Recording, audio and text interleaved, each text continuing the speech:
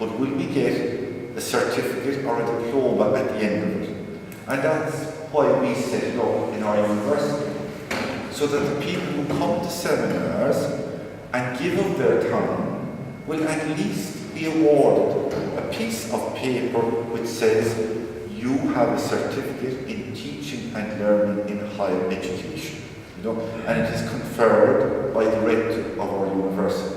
And that is only right, that our professors should get all the support that they need when dealing with this, dealing with the challenges of Ballina, without a doubt. Yeah. So maybe out of this visit, Peter, we can organise collaboration. I would love to see collaboration because the Cork is the marrow of Ireland, and it was interesting that the University College Cork ended up providing the training for the whole of Ireland, because we were seen as a centre of excellence in learning outcomes, and they were all using our handbook that we produced in our university, in the other universities in Ireland.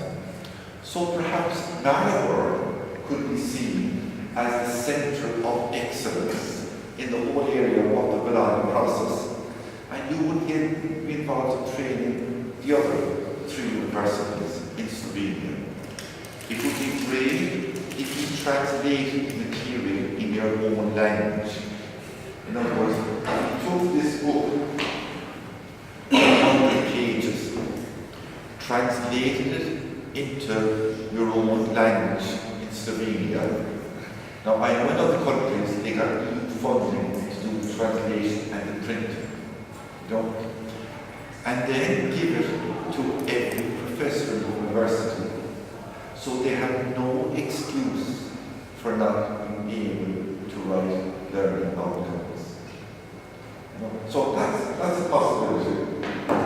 Maybe just to explain that we bought 20 copies of this book, so each faculty will get 1 copy for the library, and Professor Kennedy will send us the Word version so that you can use it as well. So I think before we get to the translation, this will be available within 1 week or 2. Perfect, yes.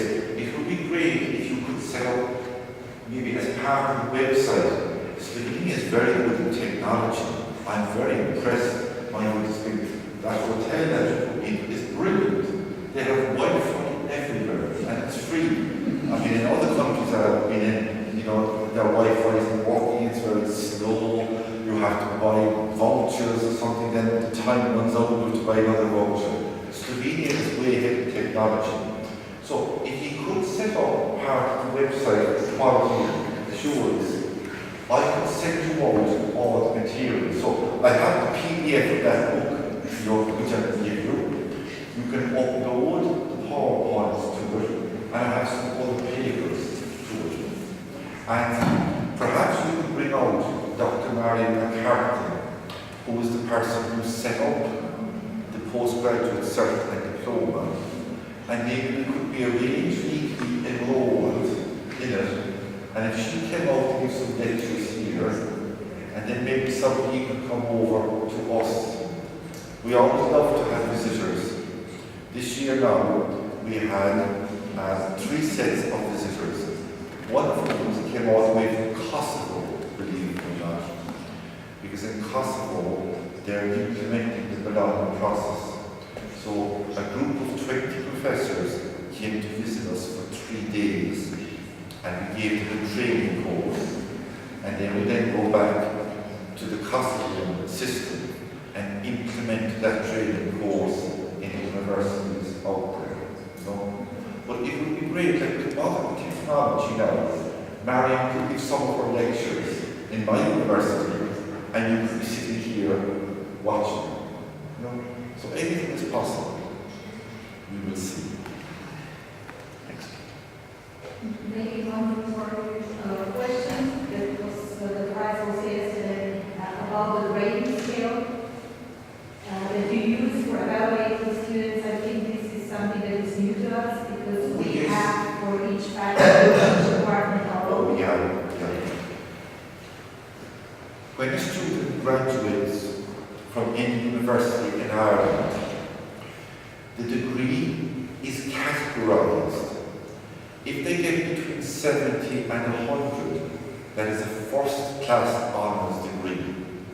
Okay, so this is the category that's agreed with all universities in Ireland. If they get between 60 and 69, that is categorised as a second class honours grade 1. If they get between 50 and 59 in their degree, that is a second class honours grade 2.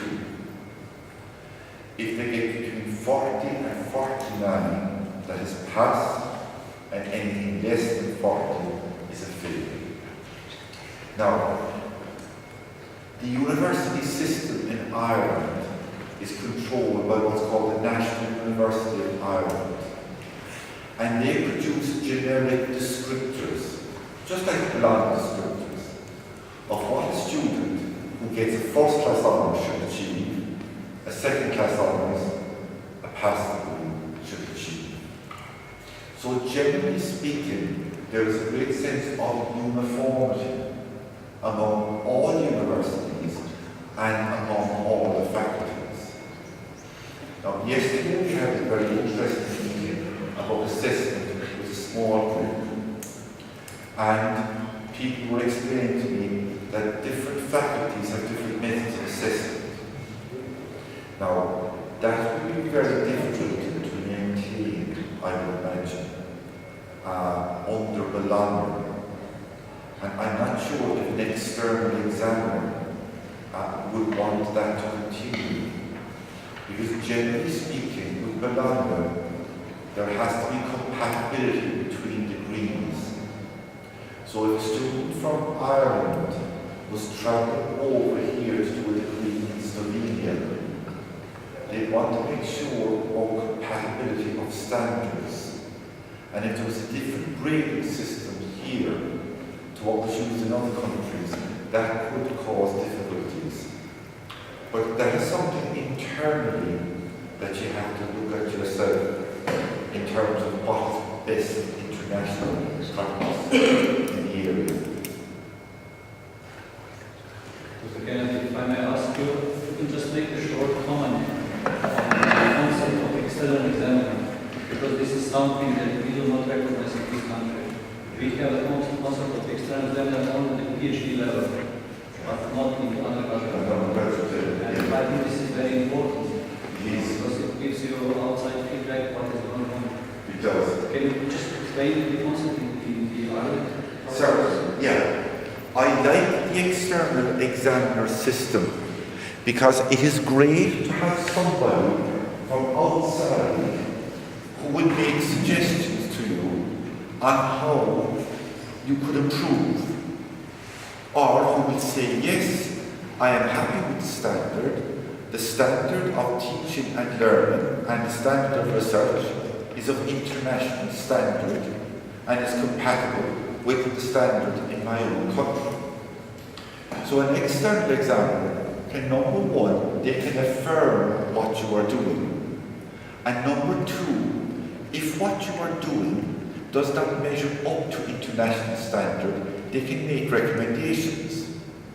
You can then go to the rector with the recommendations and look for funding. So if they say your laboratories are not up to standard, and if an external examiner writes that, then you have a way of getting funding. So the external examiner system is a very good idea. It is also good in the case of students who appeal their results. Because with the external examiner, if we have students who are not making good progress, we will get the external examiner to see those students, if they are, for example, student teachers, or if they are doing clinical practice, and we will also get the external examiner to look at the quality of their work. So that if a student appeals their results, the external examiner will be able to say, look, I have looked at the student's work and the student has been marked fairly. Or the external examiner can say, yes, I think the student we can add on extra marks. So the external examiner is wonderful. An external examiner is also good from the student's point of view in maintaining standards. Because you say to the students, I do not have the final say in your marks. There will be an external examiner coming here, and if that external examiner is not happy, that external examiner can reduce your marks. You know what I have given you. So you want to keep on your toes and keep working hard, or you can be in trouble. You know. So the external examiner can work both ways. I like the system very much. I really do. And how do you nominate?